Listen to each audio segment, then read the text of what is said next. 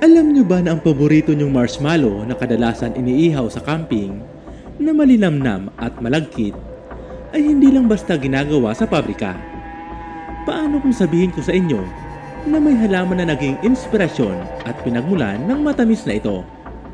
Isang halaman na punong-puno ng benepisyo at misteryo. Handa na ba kayong tuklasin ang lihim ng tunay na marshmallow tree?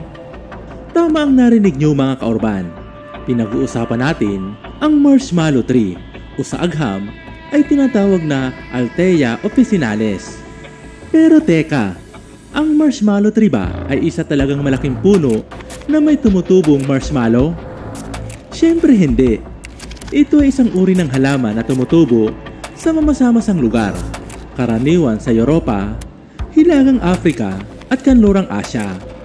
Ang tree sa pangalan ay tumutukoy sa pangmalawakang pagkakakilala dito bilang pinagmulan ng orihinal na marshmallow na candy.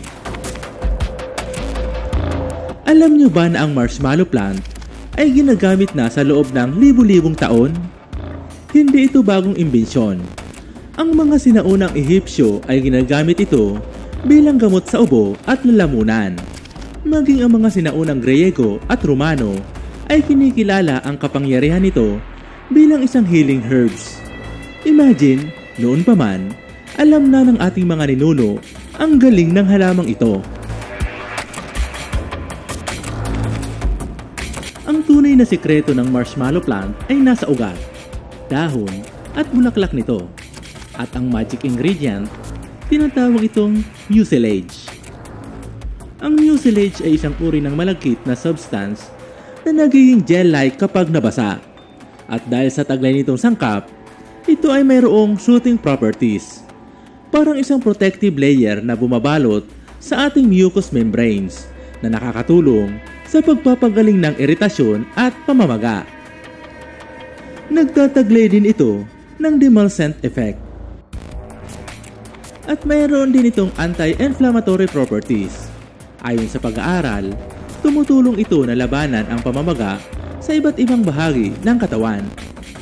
Ngayon ay dumako tayo sa mga benepisyo at kung paano ito ginagamit sa modernong panahon na sinusuportahan ng siyentipikong pag-aaral.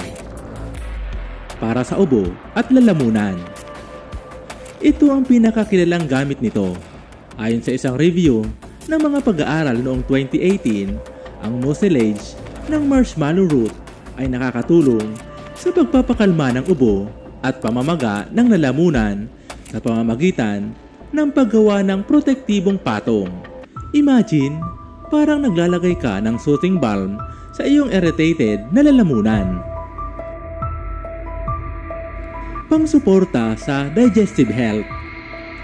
Hindi lang sa lalamunan. Kung may problema ka sa iyong digestive system tulad ng GERD, heartburn o ulcers, maaring makatulong din ang ugat ng marshmallow. Isang pag-aaral sa hayop noong 2011 ang nagpakita na ang katas mula sa ugat ng marshmallow ay may kakayahang protektahan ang lining ng tiyan mula sa iritasyon at ulceration. Nakakatuwa, di ba? Pangalis ng iritasyon sa balat. Bukod sa internal na gamit, epektibo rin ito sa panlabas. Ginagamit ito sa mga kondisyon ng balat tulad ng eczema, dermatitis, at minor wounds. Ang soothing effect ng mucilage ay nakakatulong na mabawasan ang pamumula at pangangate. May mga lumang traditional medicine practices din na gumagamit nito para sa sugat. Suporta sa urinary tract health. Mayroon ding mga preliminaryong ebidensya na ang ugat ng marshmallow tree ay maaaring makatulong sa urinary tract infection. Bagaman kailangan pa ng mas maraming pag-aaral ukol dito. Ang kakayahan nitong magpakalma ng pamamaga at mag-promote ng healthy fluid balance ay maaaring may benepisyo para dito. Pananakit ng mga buto. Mayroon din itong anti-inflammatory properties na maaaring makatulong sa pananakit ng kasukasuan na dulot ng pamamaga. Ang ugat. dahon at bulaklak ng marshmallow plant ay ginagamit sa panggagamot. Gayunpaman, ang ugat ang pinakamabisang bahagi dahil ito ang may pinakamataas na nilalaman ng mucilage. Paano nga ba ihanda at gamitin ang marshmallow tree? Maaaring gawing tsaa ang pinatuyong dahon, ugat, mga sanga at bulaklak nito para gamutin ang ubo, masakit na lalamunan at mga sakit sa sikmura. Maaaring magdagdag ng honey para sa mas masarap na lasa. Magbuhos lamang ng mainit-init na tubig sa isang baso at ilagay dito ang pinatuyong ugat ng marshmallow tree. Ibabad ito ng 1 hanggang 2 oras, saka ito inumin bilang tsaa.